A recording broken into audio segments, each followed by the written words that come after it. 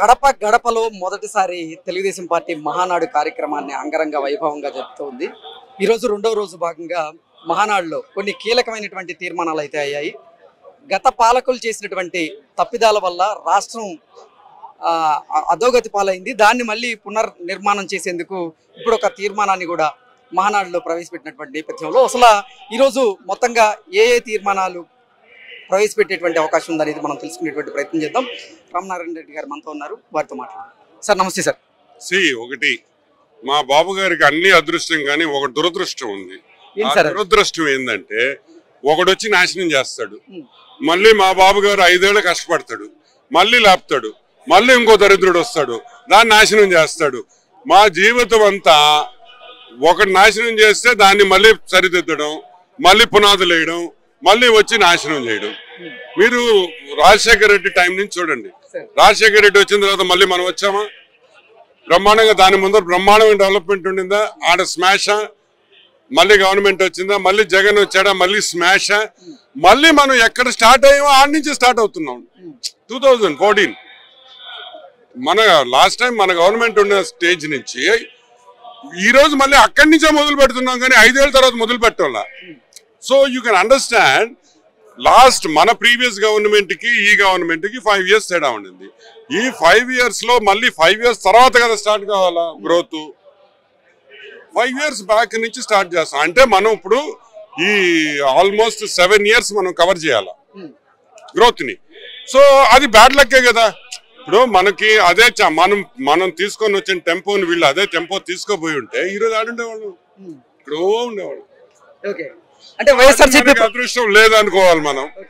వైఎస్ఆర్సీపీ ప్రభుత్వ హయాంలో జగన్మోహన్ రెడ్డి ముఖ్యమంత్రిగా ఉన్నటువంటి సమయంలో అన్ని శాఖల్లో కూడా భారీగా అవినీతి అవకతవకలు జరిగాయని, ముఖ్యంగా మద్యం కుంభకోణం ఇప్పుడు ఆంధ్రప్రదేశ్ రాష్ట్రాల్లో సంచలనంగా మారింది. ఈ నేపథ్యంలోనే ఆ కేసులో ఇన్వాల్వ్ అయి ఉన్నటువంటి వైఎస్ఆర్సీపీ నేతలు ఒకరి తర్వాత ఒకరు అరెస్ట్ అవుతూ ఉన్నారు.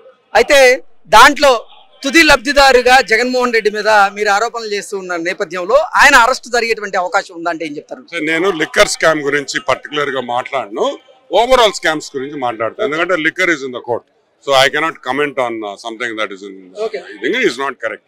ఇప్పుడు జరిగిన స్కామ్స్ అన్ని ఏమంటున్నారు వైసీపీ వాళ్ళు? కక్ష సాధింపు, రెడ్ బుక్ రాజ్యాంగం. వాళ్ళిద్దరు 2 ఫేవరెట్ వర్డ్స్. అది ఏది? రెడ్ బుక్ రాజ్యాంగం.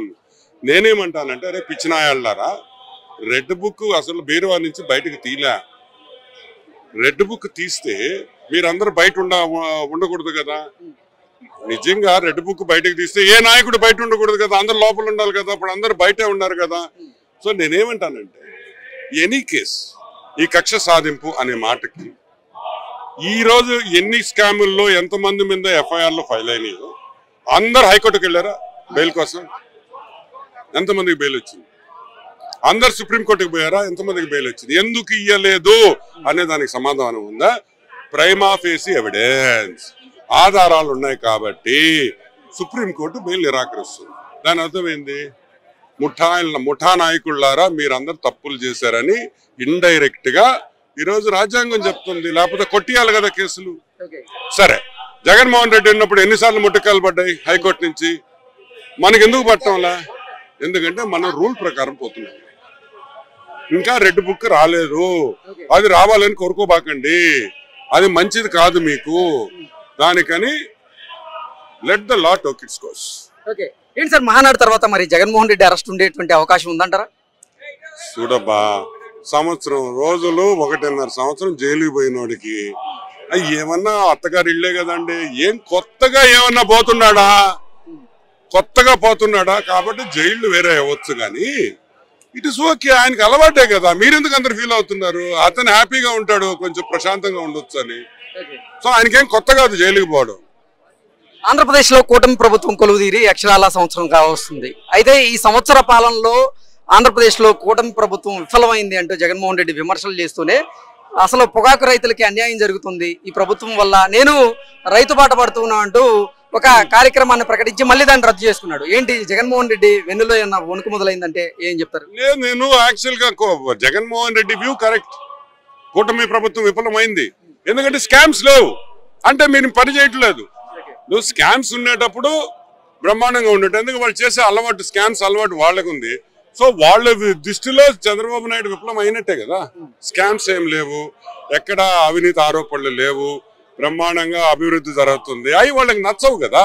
వాళ్ళకి నచ్చనప్పుడు వాళ్ళు ఏం చెప్తారు?